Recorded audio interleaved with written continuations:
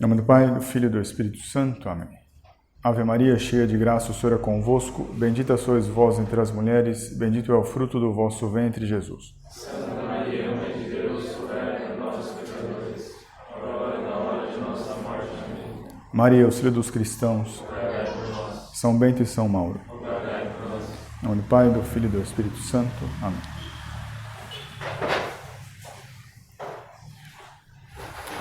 Boa noite a todos. Salve Maria.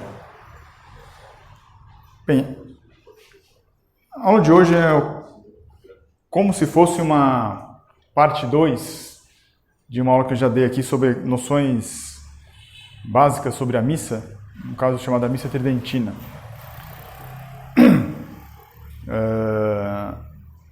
E aqui no caso seria uma aplicação ou então uma sugestão de material para meditação que relaciona, uma vez que a missa tem uma definição própria, que nós vamos ver, vamos recordar, como ela se relaciona com as últimas palavras de Nosso Senhor no Calvário. Para quem não sabe, isso para mim foi uma novidade, são 7 frases que Nosso Senhor fala quando está na cruz. Foram as 7 últimas frases dele no Calvário, antes de morrer. Antes de ele entregar o Espírito a Deus Pai. Então, achei bem interessante porque nós sabemos que a missa é a renovação do sacrifício de Nosso Senhor no Calvário. Eu, pelo menos, jamais pensei em relacioná-lo com o próprio Calvário. E, graças a Deus, tivemos um bispo, um descendente dos apóstolos aí que fez isso para nós. Então, esse é o intento da aula. É mais um motivo de aumentar a piedade, digamos assim, a devoção à Santa Missa, do que provavelmente uma exposição sofisticada e teológica. Mas antes disso, convém aqui também ter um contraponto, digamos assim, à mentalidade de hoje. Porque exatamente quem começa a assistir a missa dita tridentina, a missa de sempre, fica um pouco espantado ou fica um pouco deslocado porque não tem tanta participação como é na missa que normalmente é o chamado rito ordinário que nós temos hoje nas paróquias. As pessoas confundem participar com agitação. E quando chegam na missa tridentina, se vê que não tem nada disso. Até uma colega minha comentou, quando ela assistiu a primeira vez, ela disse assim: nossa, mas essa missa fica bastante de joelhos, não é? Falei, sim. Tem todo o sentido de ser, né? Então, nem tanto, quer dizer, para quem... Aí está, é um choque, porque para quem nunca fica, infelizmente temos até hoje em dia igrejas que não tem nem genuflexório, ou seja, a pessoa fica em pé ou sentada. Então, para uma pessoa que vai pela primeira vez, realmente isso é um dos choques, digamos assim. Né? Então, para combater isso também, eu me valho desse tema, desse trabalho aqui desse bispo, para combater isso que chama de participação ativa. E realmente é interessante porque, vamos ver, esse trabalho foi escrito em 38. Em 38 é quando já está em movimento, o chamado movimento litúrgico, que buscava exatamente uma participação mais ativa dos fiéis. É um conceito errado. Aqui eu faço faço minhas palavras do então Karl Ratzinger, no seu livro A Introdução ao Espírito da Liturgia, em que ele diz lá: o agir deve diminuir quando chega o que conta. Isso na Santa Missa ele está dizendo. O que chega, o que conta? A oração, a orácio. E deve ficar bem visível que a orácio é o que mais importa, que ela é importante exatamente porque abre espaço para a áxio de Deus. A oração, então, é uma preparação, e uma oração ela é geralmente feita com um certo recolhimento, é uma preparação para a ação de Deus. Porque, como vamos ver, a Santa Missa é uma ação de Deus mesmo. Não é uma ação do homem, é uma ação propriamente de Deus. Deus Filho, que fez o verdadeiro e um pleno culto agradável a Deus Pai. Quem compreendeu isso, compreende facilmente que agora já não se trata mais de olhar o sacerdote, Não se trata mais de ficar a olhá-lo, mas de olhar juntos o Senhor e ir ao seu encontro. Ou seja, então, tanto o sacerdote como os fiéis, todo esse grupo, esse conjunto, ficam olhando juntos em direção ao Senhor. Em linguagem técnica, diríamos, ambos ficam ad orientem. Ficam ambos os dois olhando para um sentido só, para o Oriente. Daí se entender por que, retomando a aula anterior, se entender por que o padre fica de costas para o povo. Não é que fica de costas para o povo, é que o povo e o sacerdote ficam todos juntos a olhar para a mesma direção, para o Senhor, porque é uma ação de Deus, não é uma ação do homem. Então eu não vou ficar olhando um homem fazer alguma coisa e precisar ficar com criatividade a cada domingo para assistir alguma coisa diferente. Não. Vamos assistir ao mesmo Deus, ao Deus que é imutável, fazendo algo, fazendo o verdadeiro culto agradável a Deus Pai. E ele continua. Mas essa noção de participação ativa tomou um nefasto sentido restritivo. Isso aqui é o Cardeal Ratzinger falando, é um nefasto sentido restritivo. Imaginou-se que só havia participação onde houvesse uma atividade exterior perceptível. Falar, cantar, pregar, animar a missa, balançar a mãozinha, dançar, fazer acrobacias. Ele fala, não, isso é um conceito errado. Só a palavra seria a realização espiritual em comum, ou atividade, e não também a escuta, a acolhida pelos sentidos e pelo espírito? Escutar, acolher, até emocionar-se, eu coloquei aqui, silenciar-se, não são isso atividades próprias do homem? Ou seja, quando se fala em participar, todo mundo pensa em fazer alguma coisa exterior, falar, cantar, pregar. Mas ele fala, mas tem outras ações também que são humanas, como, por exemplo, ficar quieto. Isso é uma ação humana, se controlar. Acolher, escutar. Então, isso que nós vamos ver que a aula de hoje, que é baseada nesse livro, chama-se O Calvário e a Missa, foi escrito em 1938. Em 1938, é a missa de sempre que era rezada, tal como nós conhecemos como hoje como missa tridentina, ou chamada missa no rito extraordinário. Quem escreveu foi um bispo de Nova York chamado Fulton Sheen. Alguns já conhecem ele. Eu fico imaginando que naquele ambiente de desejo por renovação, por uma maior participação ativa, ele deu a resposta correta, imagino eu.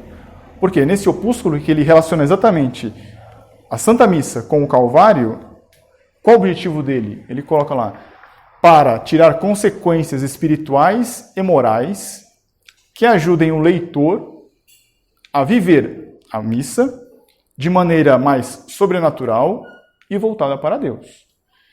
Então, fico imaginando, ele vendo aquele ambiente faminto por renovação, por participação, já havia naquela época alguns animadores litúrgicos. Ele escreve isso aqui para se contrapor, para dizer, olha, tudo bem, vamos aumentar a participação dos fiéis. Como? De maneira sobrenatural e voltada para Deus. Não é para a satisfação de um desejo humano, é para Deus. Então, ele escreveu isso aqui e ele exatamente relaciona as 7 palavras, as 7 frases que nosso Senhor Jesus Cristo proferiu no Calvário com a Santa Missa.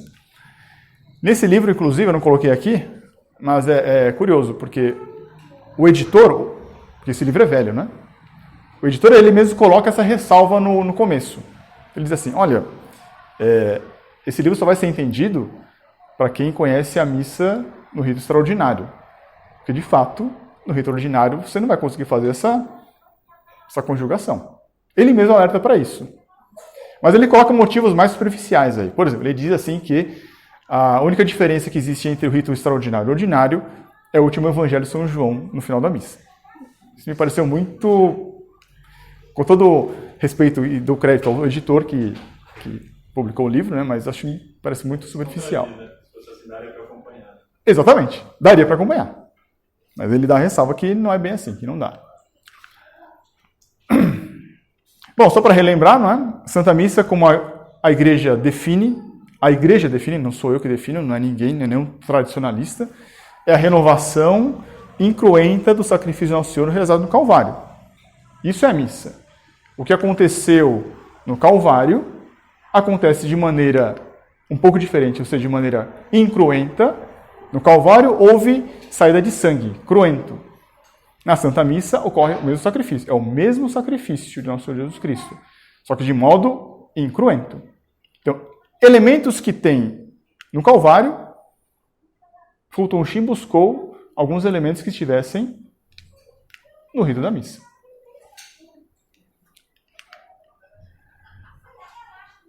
E aqui é um ponto crucial que difere o que é o culto católico do culto protestante, porque o que difere é o culto católico entende a missa com 4 caráteres.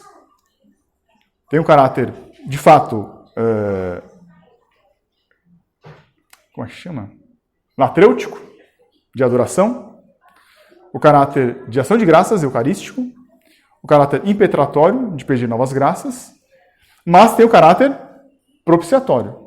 Ou seja, o sacrifício que nosso Senhor Jesus Cristo realizou no Calvário, ele reatou a amizade que havia entre Deus e os homens e que foi quebrado com o pecado original de Adão. Né? Ele coloca lá, o Catecismo Romano, que coloca isso. Deus se torna brando e favorável a nosso respeito.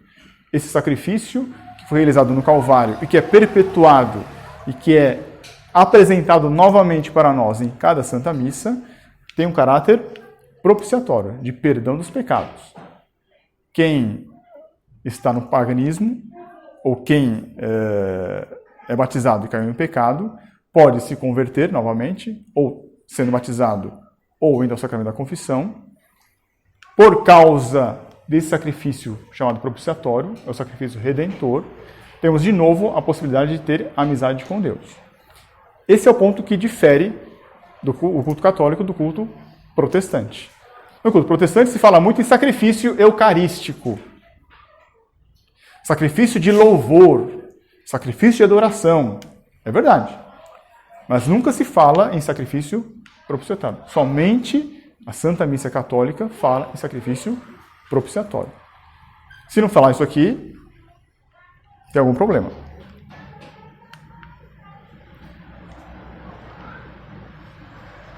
E uma coisa que difere também o culto católico do culto protestante é que existe uma coisa chamada ofertório. Não é uma mera apresentação das oferendas. O sacerdote ele não vai apresentar pão e vinho. Prova disso é a oração que está no rito romano. Está lá. O padre ele pega a hóstia de costas para o povo, né? Porque ele vai apresentar para Deus, vai oferecer a Deus. E ele reza quando ele eleva a hóstia que não está consagrada. Embora não esteja consagrada, a igreja já entende aquilo como sendo o quê?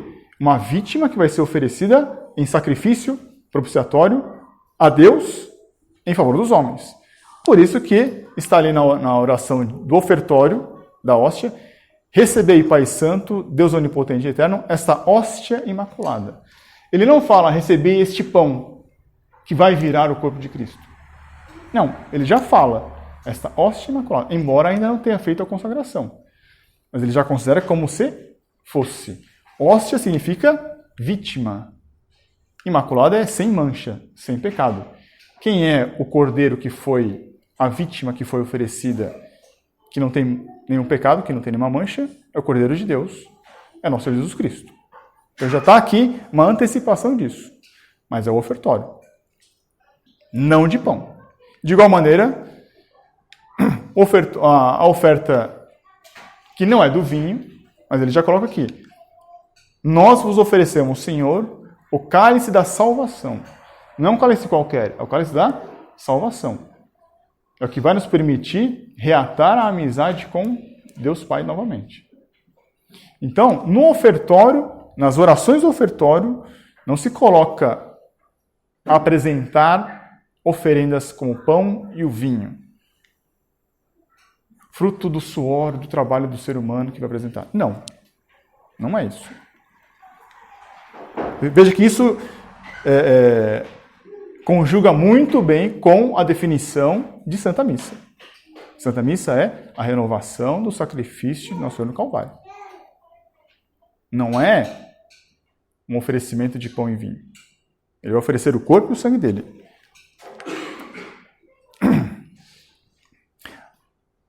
Aqui é um esquema que eu retirei de um missal. Um missal antigo, que na época eu comprei no sebo. Era chamado Missal Dominical. Aí eu dei de presente para um ex-aluno meu. E tinha lá esse esquema. Nosso Senhor faz as coisas de maneira muito inteligente. Por quê? Ele se relaciona com criaturas racionais. Então tem toda uma ordem aí, não é? Então na Santa Missa, nós podemos dividi-la em algumas partes. Existe aqui orações dirigidas a Deus, que são chamadas orações ao pé do altar. É a primeira parte da missa. Onde nós falamos a Deus por Cristo. Mas quem está ali rezando não é o sacerdote? Sim, lembrando então da aula passada, o sacerdote, ele age em persona Christi, não é? É como se nosso Senhor Jesus Cristo, Deus Filho, que está se dirigindo a Deus Pai. Então, todo o povo, então, por meio de Cristo, fala a Deus. Repare que existe aqui o introito, é uma oração inicial. O Kyrie, que seria hoje, né? O que eles chamam de ato penitencial. Perdão, mais ou menos, na verdade, né? O Glória, é a oração do Glória. Glória a Deus nas alturas. E uma outra oração aqui. Nesse esquema não tinha, mas existe uma oração aí chamada Confiteor, que acompanha depois o Kyrie, né? Aqui me parece, eu li isso em algum lugar, seria a história da humanidade, digamos assim. No caso do povo judeu. Quer dizer, a humanidade com Adão caiu em pecado. Estava em estado de inimizade com Deus. Ficou preocupado, né? Ou seja, vai ser condenado. Então existe contrição, um arrependimento, existe o pedido de perdão. Admite-se o pecado pelo confiteor, pede-se perdão a Deus. Kyrie eleison 3 vezes, Christe eleison 3 vezes, Kyrie eleison 3 vezes. 3 vezes pede perdão à Santíssima Trindade. Pede-se que o Redentor venha. O Redentor veio por meio de Nossa Senhora. Por isso que quando em Belém Nosso Senhor nasce, faz pouco tempo que comemoramos o Natal, não se comemorou o aniversário de um filósofo, o aniversário de alguém que veio nos ensinar moral. Não, nós comemoramos a vinda do Salvador, que veio nos salvar. Por isso que se canta o Glória. Então aqui me parece estar, de maneira bem resumida, a história da redenção. A queda original, arrependimento, admite-se a culpa, pede-se perdão, o Salvador vem e nasce. Glória. E depois ele começa a sua vida pública após 30 anos. Aqui são os ensinamentos de Deus. Por isso que se lê a epístola, se lê o evangelho. E depois tem a homilia do padre, que dá uma explicação. Tudo isso é Deus nos falando por meio de Cristo, por meio do padre. São os ensinamentos de Deus. Ora, mas ele não veio só isso. Ele se aproveitou disso para nos ensinar. Ele nos ensinou muitas coisas. Mas para que ele veio? Ele veio para restaurar a justiça contra Deus, que foi violada lá no pecado original, e veio reatar a amizade dos homens com Deus. Ou seja, veio redimir o ser humano. Sacrifício propiciatório. Por isso que tem aqui na parte central a consagração. Mas antes disso, desculpe, tem aqui, né? Após os ensinamentos, tem o credo. Aqui nós confessamos a nossa fé verdadeira em Cristo. O credo é um resumo dos pontos que se deve acreditar. Aqui é propriamente a preparação a esse sacrifício. Aqui tem o ofertório. Nesse esquema não tem uma oração bonita chamada Sanctus. Então eu coloquei aqui. Depois tem a consagração, provavelmente dita, o núcleo da Santa Missa, que é aqui. Deus se oferece a nós, Deus Filho se oferece a nós. Ocorre aqui o milagre da transubstanciação, palavra importantíssima que deve constar. É isso que configura o sacrifício. E depois os frutos do sacrifício. Uma vez que o padre fez o sacrifício, obteve as graças, ele se vira para o povo e distribui as graças para o povo. Aí vem a comunhão. E aí vem então toda a parte final da Santa Missa. Tem o Pai Nosso, o Agnus Dei, a comunhão, Ite Missa Est, que é quando o padre de fato termina a bênção final. Embora não faça parte da missa, tem aqui o Evangelho de São João, que é o Evangelho final. E em algumas missas, quando não se canta, geralmente é a missa de semana, a missa rezada, o padre ainda tem umas orações finais, que foram prescritas por Leão XIII, 3 Ave Marias, Salve Rainha, uma oração a São Miguel Arcanjo, que hoje não existe mais, infelizmente. Então aqui você tem, digamos, um mapa, o itinerário do fiel para Deus. Começa com orações ao pé do altar e vai caminhando até um ápice, que é na consagração, que é o sacrifício. O que é? Ascendamos a Mountain Domini. Subir ao monte, encontramos a Deus, ao Senhor. Assim como Moisés foi no Monte Sinai, encontrou a Deus ali, encontrou a Deus. Muito bem, recebeu a Deus. É bom estarmos aqui, Senhor. Quer que façamos uma tenda para vós, Moisés e Elias? Seria bom ficar ali, né? Mas Deus fala assim, não. Vocês devem voltar e levar, como Nossa Senhora levou para Santa Isabel, o que vocês receberam para os outros. E aí, então, nós descemos até chegar no final com o Ite Missa Est, que o padre fala. É como se fosse um mandato, como se fosse um mandato de enviar todos nós para os locais, para levar Nosso Senhor. Nós somos os vasos capilares, onde o padre não chega, o leigo que chega. Então é uma mentira dizer que nós precisamos aumentar a participação dos leigos. O leigo já faz isso, ou já deveria fazer isso. Em casa, com os parentes, no trabalho, no ponto de ônibus, onde quer que seja, na faculdade, no congresso, enfim. É o leigo que faz isso. Onde o padre não chega, nós chegamos. Ite Missa Est. Então, depois desse esquema aqui, o bispo Fulton Sheen, então ele pensou algumas partes e ele fez essa ligação, esse link, ele associou com o Calvário. No caso, então, ele retirou o confiteor, o ofertório, os santos, a consagração, claro, a comunhão, o Ite Missa Est, que o padre fala no final, e o Evangelho de São João, que é dito no final. Então são 7 partes aqui, e que ele relaciona com as 7 palavras de Nosso Senhor Jesus Cristo. Vamos ver se eu consigo passar aquilo que eu li. De novo, isso aqui é mais uma matéria para a participação do fiel na Santa Missa. Como que o fiel participa na Santa Missa? Rezando, meditando aquilo que está acontecendo, simplesmente olhando o que está acontecendo e pensando o que significa. Tendo sempre em mente que a Santa Missa é a renovação do sacrifício do Nosso Senhor no Calvário. Missa é isso. Se a pessoa tiver isso como premissa, ela começa a entender alguns pontos da missa ali.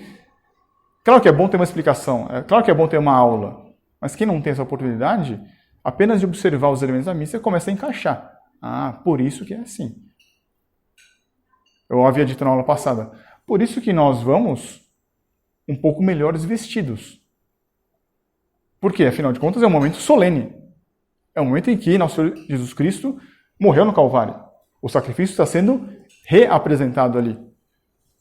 Por isso que isso é triste, né? Eu não quero aqui condenar as pessoas, porque muitas pessoas ignoram isso, elas não sabem de fato, né? Mas não se senta no banco da missa como se senta numa peça de teatro ou no sofá de casa.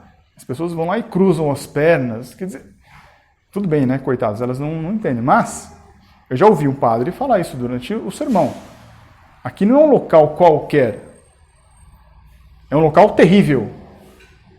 É um local que ocorre o sacrifício, onde Deus se faz presente. Então, daí se entende por que a posição normal é de joelhos. Porque se nosso Senhor veio nos redimir, nós somos os pecadores, a posição normal de um pecador que pede perdão é de joelhos. Por isso, nessa missa, digamos, o normal seria ficar de joelhos. E não sentado, de braços abertos, né? Desculpa falar, mas isso aqui é uma aula de formação, não é? Então, se as pessoas não têm coragem, ou não é conveniente dizer lá na hora, ou para um amigo, então vamos dizer aqui de maneira impessoal, e cada um com sua consciência pegue. Mas tem lá um casal, né? E aí tá lá o padre falando, ou tá rezando, aí vai lá e coloca a mão, aí outra... Né? Isso não é um teatro, não é um cinema, não é a sala de estar, não é. Tem que se entender o que está acontecendo ali. E uma vez entendido isso, você tem que se comportar de maneira adequada a isso. Não é? Tudo bem, vivemos hoje épocas difíceis, de uma profunda ignorância, mas então tem que ser ensinado. Então, eu aproveito aqui para dizer, daí eu entender que esse aqui seria uma parte 2 de noções da Santa Missa Tridentina. Bem, então vamos ao cerne da aula. Quais foram as últimas palavras de Nosso Senhor no Calvário? Eu não coloquei aqui capítulos e versículos, mas eu coloco no decorrer da exposição. Então, primeiro, o Senhor diz, estando já na cruz ali, pregado na cruz, Pai, perdoa-lhes porque não sabem o que fazem. Depois, respondendo ao bom ladrão, hoje estarás comigo no paraíso. 3, se dirigindo a Nossa Senhora, mulher, eis aí o teu filho.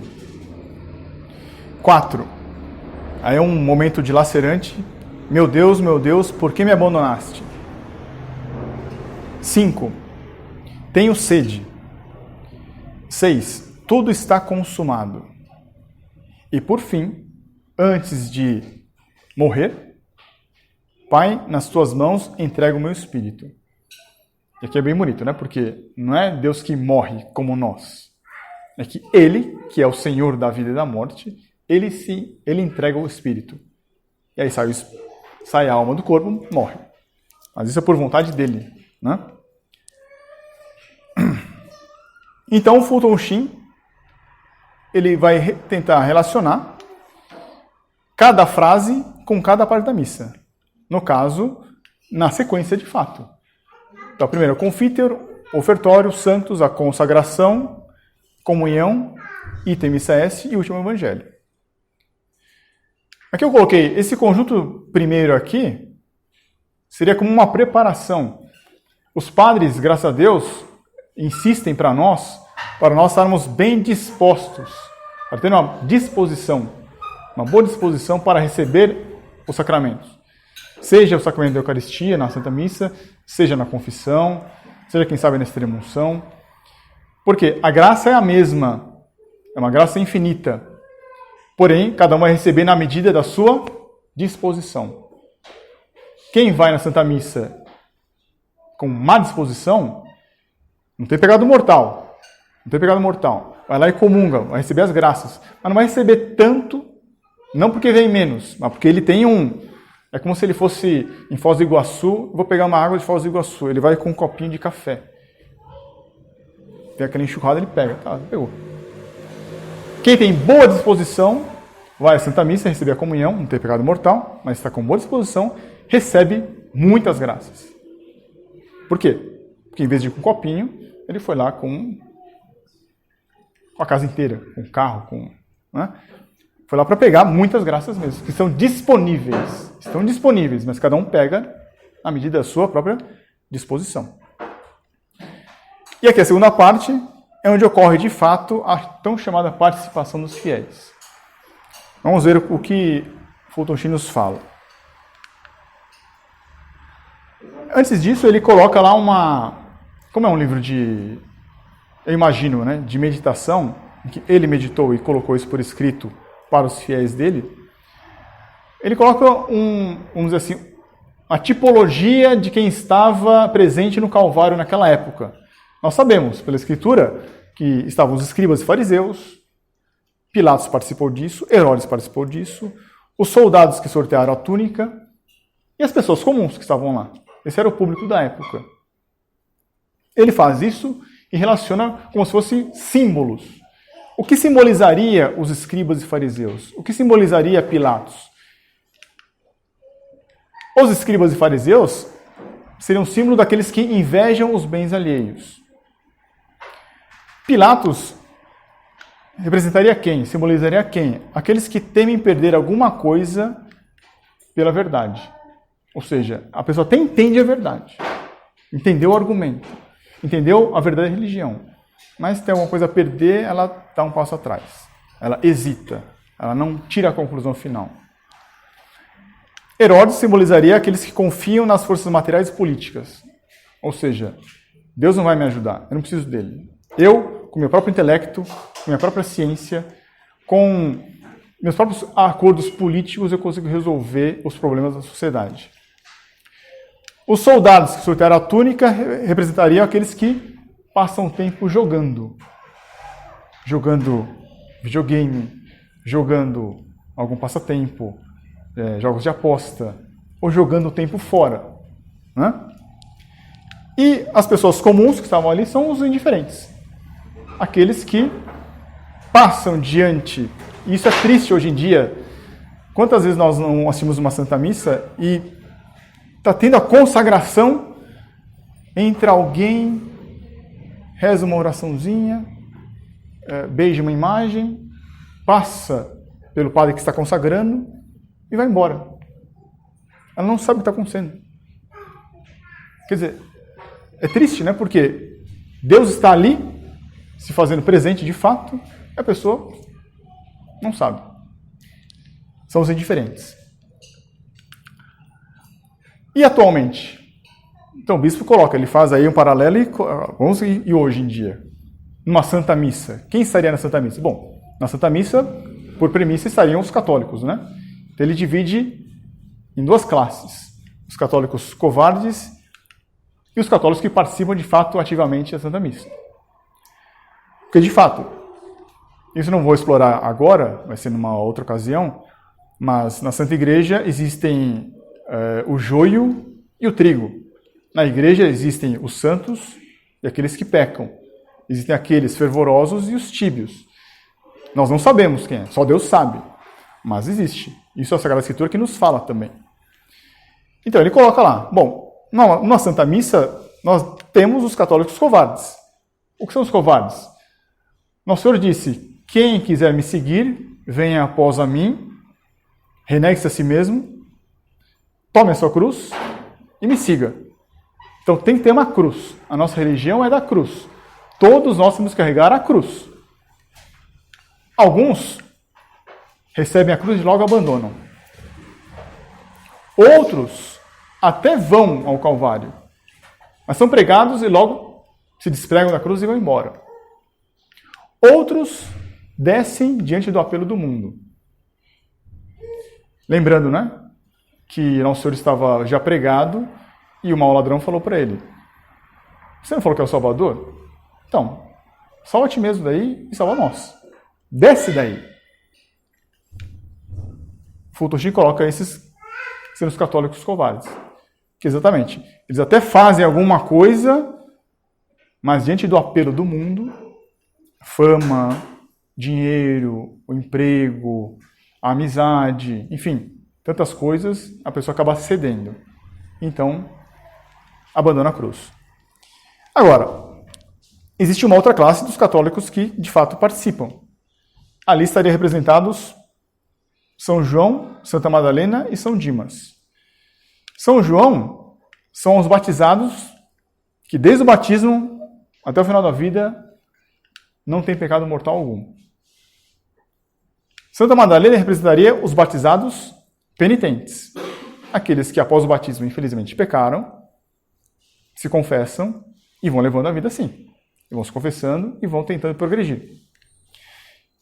E tem São Dimas, que representaria o quê? Os batizados, mas que tem aquela penitência final. No final da vida, ele se arrepende do que fez, recebe a extrema-unção e ótimo, está salvo. Né? Então esse seria o nosso público atual dos que frequentam a missa. Me parece muito claro, me parece não, tenho certeza, né? Que nós estamos aqui, né? Nós somos batizados penitentes, mas com a graça de Deus, batizados com a penitência final. Nós devemos rezar para que nós tenhamos a penitência final. Né? Não morrer impenitentes. Então vamos entrar aqui no que o bispo escreveu.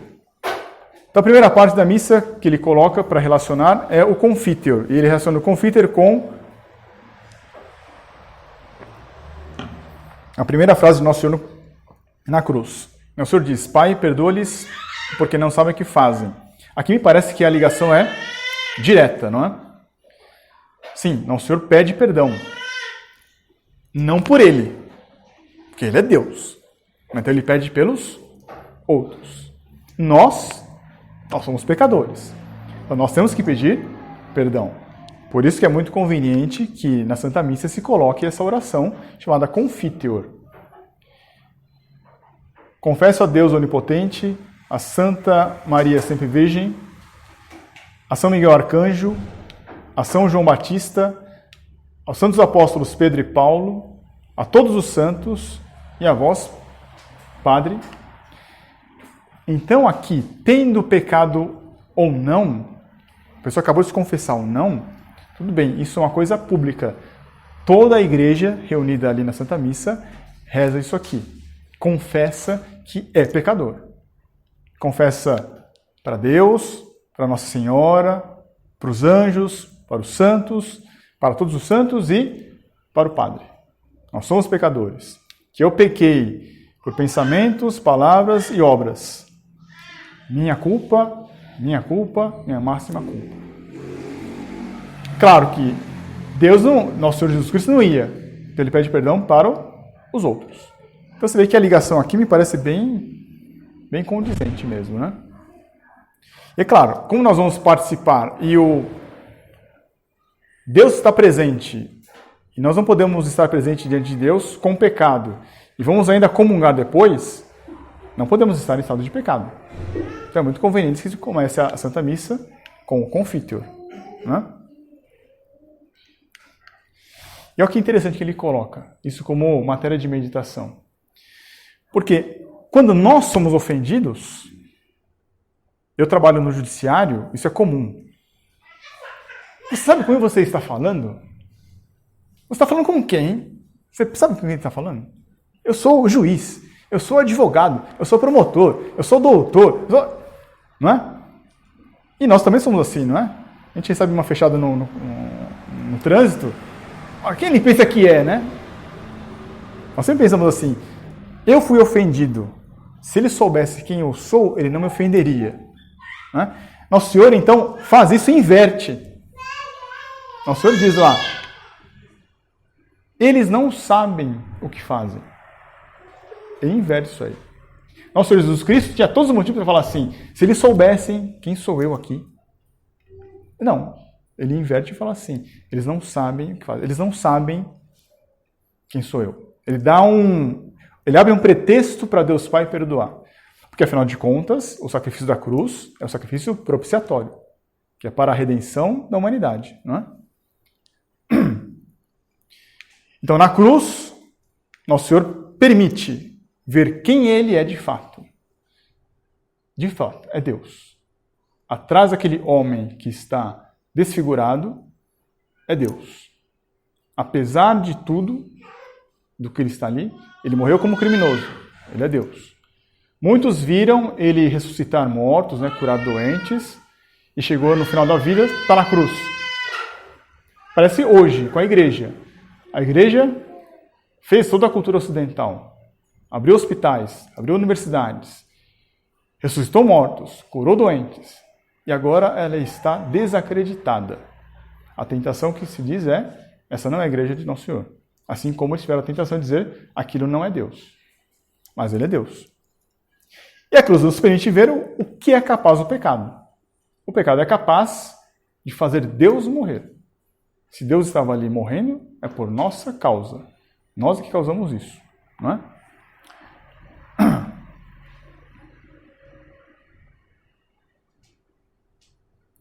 Então, o Confiteor, ele vem e nos coloca nessa posição de joelhos para pedir perdão, para começar, para estar bem dispostos para aquilo que vai acontecer durante a missa.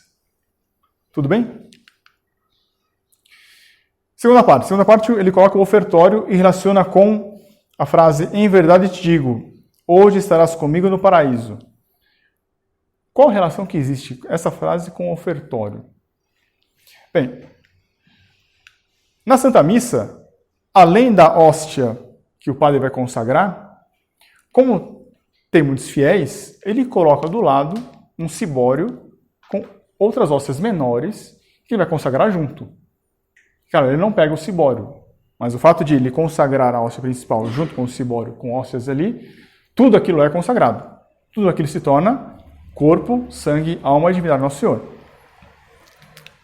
Isso aqui simboliza exatamente nós. Como? O bom ladrão, ele estava ali do lado da cruz. O que o bom ladrão fez? O bom ladrão, ele se arrependeu. Ele estava ali do lado do Senhor e se arrependeu. É o Confiteor. Ele reconhece que merece o castigo. E mais, ele toma parte na dor da crucifixão. Por quê? Exatamente, ele que defende nosso Senhor Jesus Cristo, exatamente ali na hora da morte. Por quê? O mau ladrão fala, você fala que é Salvador? Então, salva a ti mesmo e nós. E ele vai e retruca. O bom ladrão fala, nós merecemos estar aqui. Ele não. Então ele defende nosso Senhor. Ele pede, né? Senhor, se... Como que é a frase? Lembra-te de mim quando estiver no paraíso. E nosso responde, hoje mesmo estarás. Por quê? Porque aqui ele reconhece que aquele homem que está ali não é um homem qualquer. Aquele homem que está ali é Deus. Deus que está morrendo em remissão pelos pecados. Ele então tem um ato de fé, ele reconhece a divindade daquele homem, ele reconhece que ele pode nos tirar da cruz. Embora ele não peça. Por quê? Porque ele se acha merecedor daquele sacrifício. Ou seja, ele merece estar crucificado também. Então, no ofertório, nós, fiéis, aproveitando que o padre vai oferecer a Deus Pai, em persona Christi, a Deus Pai, uma oferta que é a oferta, que é o próprio Deus, Deus Filho, hóstia imaculada, nós aproveitamos essa ocasião para nós também oferecermos alguma coisa para o sacrifício. Oferecemos nossas dores, oferecemos nossas humilhações, nossas boas obras, e se for necessário, oferecemos nós mesmos. É uma oração comum, assim como vós, Jesus Cristo, nosso Senhor, morreu por nós, eu estou disposto, à disposição dos fiéis, estou disposto também a morrer por vós. Então, no ofertório, aí está a participação do fiel. O padre oferece, e eu junto ofereço também. Porque se diz que todo cristão, todo católico é um sacerdote. Isso é verdade. É o chamado sacerdócio comum dos fiéis. Mas é distinto do sacerdote do padre, do bispo e do papa, que é o sacerdócio ministerial. O sacerdócio ministerial é aquele que tem que oferecer exatamente o santo sacrifício. Mas nós também podemos oferecer, não esse sacrifício. A gente não vai lá e consagrar uma hóstia. Não temos esse poder. Não temos também a legitimidade para rezar uma Santa Missa. Mas nós podemos oferecer em sacrifício alguma coisa nossa, por participação junto com o sacrifício por excelência. Por isso que na Santa Missa tem uma oração muito bonita chamada Orate Fratres. O padre começa a rezar, ele puxa, né? Orai, irmãos, para que o meu, o Padre falando, e o vosso sacrifício, ou seja, nós também então temos poder para oferecer um sacrifício, para que o meu e o vosso sacrifício seja aceito por Deus Pai Onipotente. Assim como o bom ladrão, ele reconheceu que era pecador, reconheceu que ele merecia aquele castigo, defendeu nosso Senhor Jesus Cristo, assim também então nós podemos fazer isso. Nós confessamos a fé em Cristo, nós nos arrependemos do pecado, merecedores dos castigos que vêm, e apesar de tudo isso, a gente ainda oferece alguma coisa junto com o sacrifício do Padre.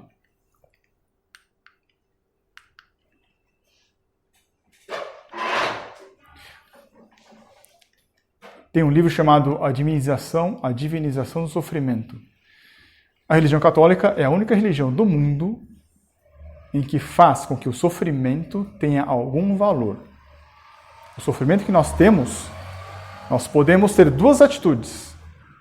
Ou do mau ladrão, que é só reclamar da vida. Você reclama. Eu poderia estar sem sofrimento, né? Isso não é justo comigo, isso só acontece comigo. Quem sou eu, né? Quem eles pensam que eu sou, né, para receber esse tipo de coisa? Só reclama. Ou seja, o sofrimento é em vão. Ou ter a atitude do bom ladrão, que é oferecer o seu sacrifício em união com o sacrifício de nosso Senhor Jesus Cristo. E aí esse sacrifício, esse sofrimento é revertido em algum benefício. Ou benefício para si próprio, ou em benefício de outros. Essa é a grande diferença, uma das grandes diferenças entre a religião católica e as demais. Nós podemos assumir o lugar de sofrer do outro. Em vez do outro sofrer, quando eu ofereço o meu sofrimento, é como se dissesse, olha, pela conversão dele, em vez dele sofrer, eu sofro no lugar dele. Isso na Idade Média tinha até uma ordem chamada Ordem dos Mercedários, que exatamente eles faziam isso. Eles tinham um mandato de, se for necessário, eles trocarem de lugar com um prisioneiro dos muçulmanos. Então, eles iam ser sacrificados no lugar do outro. Então, eles pediam a libertação de alguém, de um católico, dando ele como resgate. Então, ele trocava de lugar. Exatamente o que nosso Senhor Jesus Cristo fez. Ele morreu no nosso lugar. Então, nós podemos fazer isso também. Oferecer nossos sofrimentos, seja uma dor de dente, seja uma pedra no rim, seja as dores do parto, ou seja um roubo, um assalto, a perda de um bem, a perda de um ente querido. Esse sofrimento, nós, propriamente no ofertório, podemos oferecer. E em união com o sacrifício do Padre, isso ganha dimensão infinita. Isso pode reverter, então, em benefício para alguém. Mas só quem sofre que pode oferecer. O sofrimento é seu. Você que pode oferecer. Se você não oferecer, é em vão. Então é como o mau ladrão. Mas eu sofri uma injustiça. Eu estou sofrendo de maneira injusta. Melhor ainda então, porque aí a gente começa a entender por que os santos escrevem sede imitadores de Cristo. Porque no Calvário tinha então o mau ladrão que sofria em vão. Tinha um bom ladrão que sofria com razão. Mas ele oferecia sofrimento pela salvação dele. E tinha nosso Senhor Jesus Cristo que é inocente e que sofria a mesma coisa. Só que esse sofrimento ele aplicou para quem? Para os fiéis, para a salvação do mundo. Então, se a gente sofre alguma coisa injustamente, a gente tem que ficar, na verdade, contente de sofrer de maneira injusta, porque estamos sendo, de fato, imitadores de nosso Senhor Jesus Cristo. Então, diz lá o Catecismo Romano, ao sacerdócio interno, ou seja, não é o externo que o padre pega a hóstia e fala, isso é meu corpo, isso é meu sangue. Ao sacerdócio interno, todos os fiéis são considerados sacerdotes. Isso é o Catecismo Romano que diz. Não é o sacerdócio ministerial. É o sacerdócio chamado comum, interno. No altar de seus corações, oferece a Deus sacrifícios espirituais.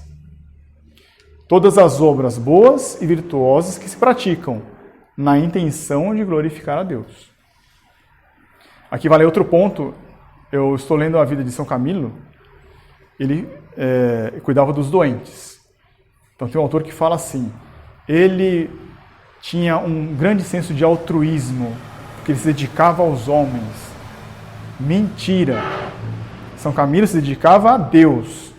Ele cuidava dos doentes por causa de Deus, porque Deus mandou.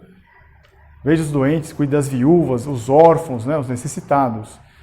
Os santos faziam as coisas por Deus, em favor dos homens, mas é por Deus. Aqui, com a intenção de glorificar a Deus.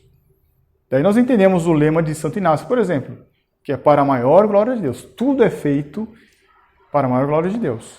Sejam as boas obras, ou sejam os sofrimentos que vêm para nós. Nós oferecemos em sacrifício para a maior glória de Deus. Isso nós podemos fazer. Nesse aspecto, todos nós somos ou podemos ser sacerdotes. Santos. Ele relaciona então os santos, mas o que é os santos, hein? Então, é porque está em latim, né? Então, quem não acompanha a missa dita em latim, a missa de sempre, né? Realmente fica difícil. Nesse aspecto teria razão o editor do livro, não é? Mas, vou colocar aqui. É aquela oração que na missa se reza: Santo, Santo, Santo, o Senhor Deus dos exércitos celestiais. Santo, Santo, Santo, Senhor Deus dos exércitos celestiais. Essa é a tradução de Deus Sabaó. Não é Deus do universo. Deus dos exércitos celestiais. Ele relaciona isso com quando o Nosso Senhor diz: mulher, eis aí teu filho. Depois disse ao discípulo: eis aí tua mãe. O que teria uma coisa a ver com outra? Isso aqui é interessante, ele coloca. Ele diz que, desde que Nosso Senhor nasce, existe porque Nosso Senhor nasceu no seio da Virgem Maria. Estava intimamente ligado, mesma carne. Ali, vamos dizer assim, de fato em perfeita comunhão, juntos, unidos. Desde isso, da concepção até o Calvário, existe um movimento gradativo de separação. É Deus fazendo aí uma separação entre sua mãe, sua própria mãe querida, e Deus Filho. Então ele coloca, qual foi o primeiro sinal de uma separação, o começo de uma separação? É no episódio em que Nosso Senhor está no templo, com 12 anos, ensinando lá, debatendo com os doutores da lei. Nossa Senhora volta e fala: filho, por que fizeste isso? E ele responde: não sabeis que devo cuidar das coisas de meu pai? Apesar disso, está escrito ali, ele voltou com a família e foi obediente até os 30 anos. Mas aqui já foi o primeiro sinal. Aliás, antes disso, né, já teve um sinal com o profeta Simeão, que diz que uma espada de dor transpassará seu coração. Então, haverá aí já havia aí uma profecia de uma dor. E a pior dor que uma alma pode sentir é separar-se de Deus. Então aqui, de maneira explícita, o menino Deus já fala para a sua criatura, não para a sua mãe. Ele não foi desrespeitoso para com sua mãe. Ele não ia violar o quarto mandamento. Ele diz: não sabeis que devo cuidar das coisas do meu pai? Mas ele volta e vive em obediência até os 30 anos. Depois, quando começa a vida pública, Nossa Senhora pede para que ele resolva o problema do casal que está sem vinho, e ele resolve, mas para nos dar um sentido, um ensinamento teológico aí, ele coloca lá: mulher, o que importa isso a mim ou a ti? De novo, uma separação aí. Olha, você está me pedindo, mas o que isso tem a ver conosco? Mas ele faz. E por fim, ele coloca que é no Calvário, que é o momento derradeiro de separação de fato, em que Nosso Senhor diz: mulher, eis aí teu filho. Ou seja, aqui estamos separados. A partir de agora, você é mãe dele. E a igreja nos ensina que São João aí simboliza todos os fiéis, exatamente, todos os fiéis católicos, que ela vai ser mãe de todos os católicos. Não é? Tá, mas o que isso tem a ver com os santos? Ora, Ela é mãe de Deus, mas ela se torna mãe dos homens. Ela é mãe do Filho de Deus. Ela se torna mãe dos filhos adotivos de Deus, dos batizados. Ela é mãe do Santo de Deus, o Santíssimo. Ela é mãe de todos os santos. Como é que nós podemos ser santos? Porque a igreja fala, todos nós temos obrigação de ser santos. Seja um clérigo, seja um leigo, temos obrigação de desejar, de almejar a santidade. E temos vários exemplos leigos que são santos. Ótimo. Mas, de maneira muito inteligente, o bispo Fulton Sheen coloca: e por que Nosso Senhor deu Maria a nós como mãe? Porque ele sabia que nunca poderíamos ser santos sem ela. Não há santos longe de Maria. Cada vítima que faz parte daquele altar, sob as espécies do pão e do vinho, que são no cibório, que simbolizam nós, cada vítima que faz parte daquele altar sob as espécies do pão e do vinho, deve proferir o confiteor e se tornar uma santa vítima, mas não há santidade sem Maria. De fato, quando a gente lê a vida dos santos, todos os santos tiveram devoção a Nossa Senhora. Passa por ela. Ela é medianeira de todas as graças. Ela é a corredentora. Ela é a mãe de Deus. No Calvário ela estava de pé. Isso simboliza o quê? É um sinal do quê? Que ela está a serviço de nós, por estar no papel de nossa mãe. De fato, salvo algumas exceções, eu imagino, mas eu sou o pai e algumas coisas que acontecem com os filhos, eu vejo que só a mãe consegue fazer mesmo, porque, sei lá, acontece um acidente, né? Meu filho pequenininho, ele tinha estourado aqui a testa, né? Eu imagino ele tudo ensanguentado, eu levando para o hospital, acho que eu não conseguiria levar. A mãe consegue, a mãe pega ele e vai, leva lá, né? Depois chora, mas consegue. Eu não sei se conseguiria. E a irmã Ana, ela comentou outra vez, né? Talvez por isso que São José morreu antes de Nossa Senhora, porque talvez ele não aguentaria o Calvário. Só uma mãe aguenta. Não, a senhora estava de pé. É um símbolo, então, que ela realmente está sempre de prontidão a nos formar santos para que nós sejamos também um sacrifício agradável a Nosso Senhor. Então, me parece que também é uma boa relação que ele faz entre Santo, Santo, Santo, Senhor Deus dos Exércitos Celestiais, com a frase mulher, eis aí o teu filho. Somos nós.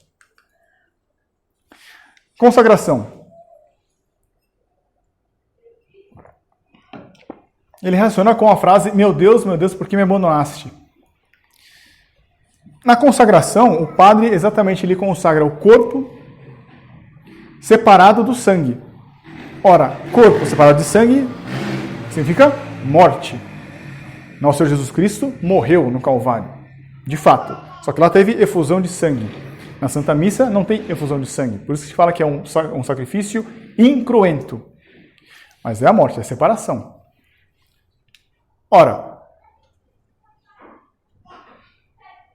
separar corpo e alma é um símbolo. É análogo à separação entre homem e Deus. Deus vivia em amizade com o homem no jardim do paraíso, no Éden. Com o pecado, essa união foi quebrada. Veio, o que é o salário do pecado? É a morte. Veio a morte.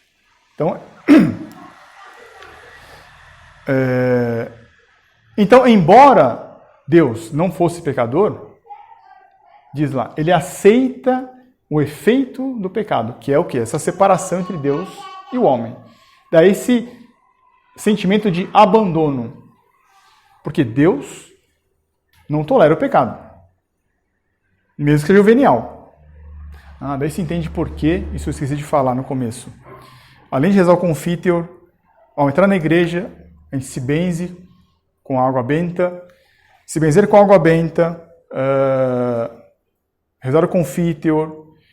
Quando o acólito vai incensar os fiéis, o padre incensa o altar, o padre incensa as ofertas, o padre incensa o evangelho, depois o acólito incensa os outros acólitos, depois incensa também os fiéis. Toda a igreja sacerdotes e leigos participam do mesmo sacrifício. Só que devem estar todos purificados. Então, esses atos apagam os pecados veniais. Agora, tendo pecado, então, Deus não tolera. Fica separado. Isso que nosso Senhor, então, sentiu esse efeito. Daí eles clamaram, meu Deus, por que me abandonaste? Porque é como se Deus olhasse ali, visse quem? O homem, et homo. O homem pecador. Só tem pecados. Ele que carregou os pecados do mundo. Isso foi no Calvário. Na missa é exatamente a consagração. Corpo e sangue separados, consagrados de maneira separada. Significa a morte.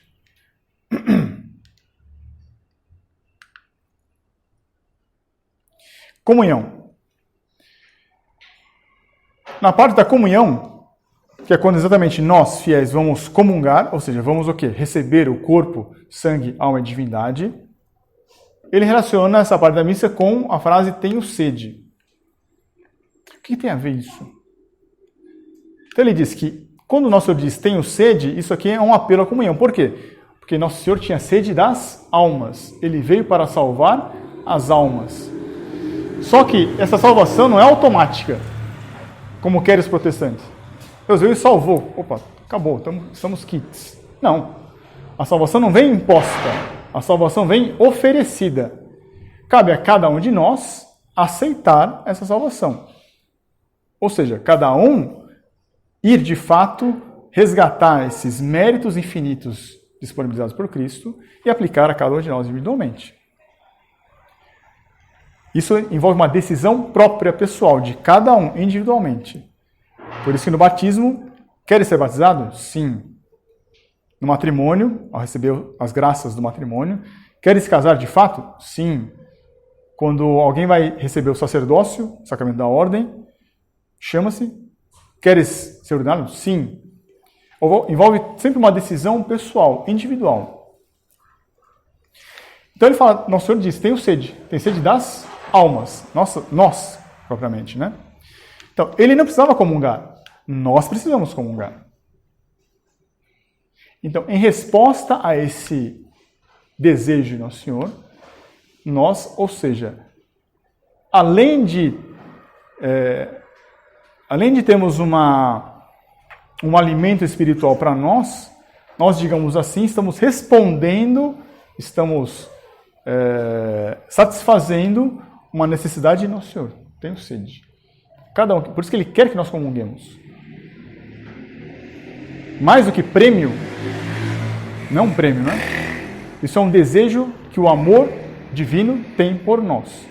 E o maior sinal de amor que pode existir é essa união íntima. Daí nós comermos a carne de Nosso Senhor, bebemos o sangue de Nosso Senhor. Aí é uma união de fato. Não é uma mera união moral, como estamos aqui.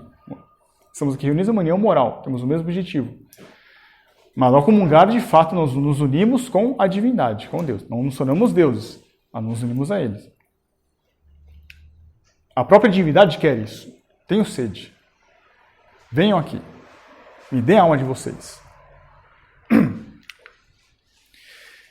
Então, essa sede exatamente simboliza esse amor que o Criador teve por nós. E esse amor foi num crescente desde a criação, que por amor livre, deliberado, sem necessidade alguma, ele criou criaturas racionais para que participassem da sua felicidade, a felicidade de viver.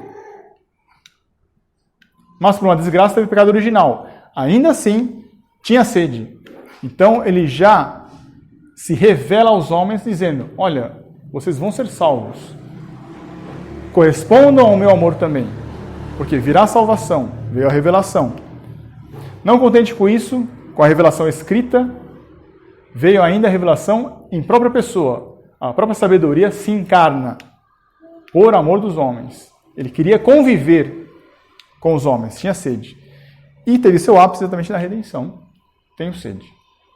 Porque a redenção é exatamente o amor de Nosso Senhor é tão grande, ele queria tanto que os homens se salvassem, então que ele mesmo se predispôs a tomar o nosso lugar para a morte na cruz. Por isso que na Santa Missa de sempre que nós assistimos, na Missa Tridentina, existe uma oração muito bonita lá no ofertório que diz: ó Deus, que de modo maravilhoso criastes em sua dignidade a natureza humana e de modo mais maravilhoso ainda a reformaste. Se não fosse tão grande a criação, maior ainda então é a redenção. Por isso que está aqui de maneira muito bem. Só pode ser Deus que escreveu essa oração, né? De modo mais maravilhoso ainda reformastes. Está no ofertório. Esse amor, exatamente, é simbolizado pela união. Daí, eles já colocaram no Jardim do Éden 2 seres, o homem e a mulher, que se unem no matrimônio. Entre os homens, a união é a igreja e o Estado. Entre Deus e o homem, com a encarnação, a união hipostática. E do homem com Deus, que é a comunhão.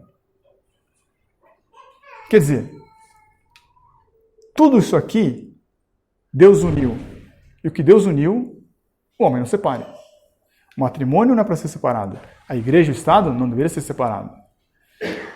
A heresia que diz que Deus era só homem ou era só Deus, é uma heresia, está separando. E quem nega que Deus esteja realmente e verdadeiramente presente na hóstia, também está separando. Não está correspondendo ao apelo de Nosso Senhor. Tenho sede. Tenho sede é exatamente um apelo à união, à comunhão. No final, acabada a missa, o padre diz: ite missa est. Ide. A missa está acabada. Aqui me parece muito claro, realmente, a penúltima frase de Nosso Senhor: tudo está consumado. Sim, tudo está feito. A maior prova de um amor é entregar-se em sacrifício pelo outro. Ninguém dá maior prova de amor do que morrer pelo outro. Nosso Senhor consumou sua obra. Na cruz, o que ele tinha que fazer, ele fez. Tudo está consumado. Nós não. Ele consumou a redenção no seu corpo físico. Nós devemos consumá-la no seu corpo místico. Isso aqui é o Futushim falando. É aquela frase de São Paulo, numa epístola, que ele diz: aquilo que faltou de sofrimentos no Calvário, agora se aplicados a mim. Eu completo esses sofrimentos. Porque a igreja é o corpo místico de Cristo.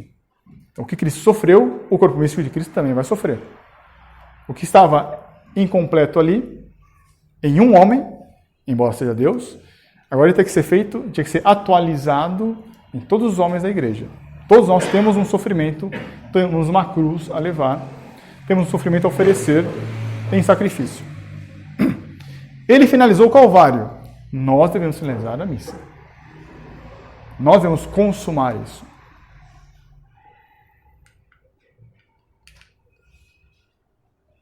Quer falar mais alguma coisa? Ok. E por fim, então, embora não faça parte da missa, ele coloca, relacionando a última frase de Nosso Senhor: Pai, nas tuas mãos entrego o meu espírito, ao último evangelho.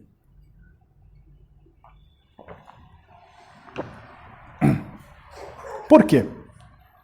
No último evangelho, começa assim: no princípio era o verbo, e o verbo estava em Deus.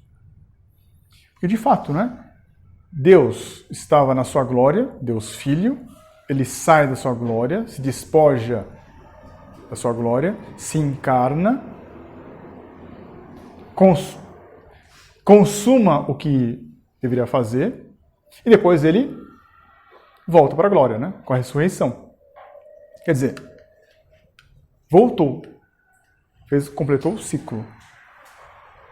Nas suas mãos entrego o meu espírito. Ou seja, ele voltaria, né? Para Deus Pai.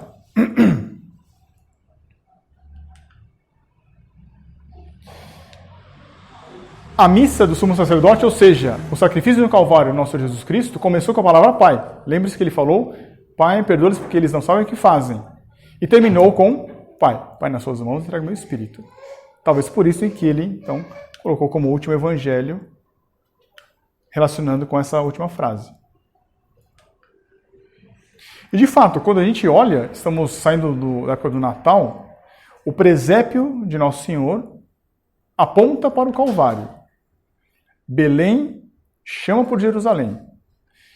A manjedoura, o coxo, simboliza a cruz. Aqui estava envolto em panos, nos braços de Nossa Senhora.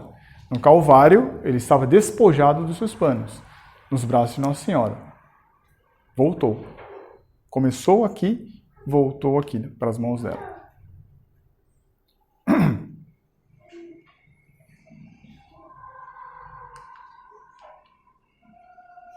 Estamos terminando. Então, o Calvário foi a missa do sumo sacerdote. O sumo sacerdote é nosso Senhor Jesus Cristo. Está dito lá que quando ele morreu, o véu do templo se rasgou, não é? O véu do templo era porque separava o Santo dos Santos do espaço comum dos fiéis, digamos assim. Ali só entrava o sumo sacerdote para fazer um sacrifício anual. É exatamente nosso Senhor Jesus Cristo. Ele é o sumo sacerdote. Somente ele poderia entrar no Santo dos Santos. Somente ele poderia fazer a obra da redenção. Somente ele poderia ser sacrificado para a redenção dos homens. Feito isso, então, não tinha mais sentido ter aquele véu ali. Aquele véu, então, foi rasgado. Agora, na missa, quando nós entramos para assistir uma missa, numa igreja, tem uma sacristia. Então, deve ter uma sacristia também, esse sumo sacerdote. Uma igreja, a catedral, temos o altar, sempre existe a luz do sacrário, aquela lamparina vermelha, uma vela acesa, e tem a figura do sacristão. Então o bispo, ele coloca o sumo sacerdote, claro, Nosso Senhor. Onde que é a sacristia dele? É o céu, ele estava no céu, ele veio para a terra. Onde ele fez o sacrifício? No Calvário. Qual é o seu altar? É a cruz. A luz do sacrário é exatamente o sol do entardecer. E quem seria o sacristão? Ele coloca. Aqui fica bonito.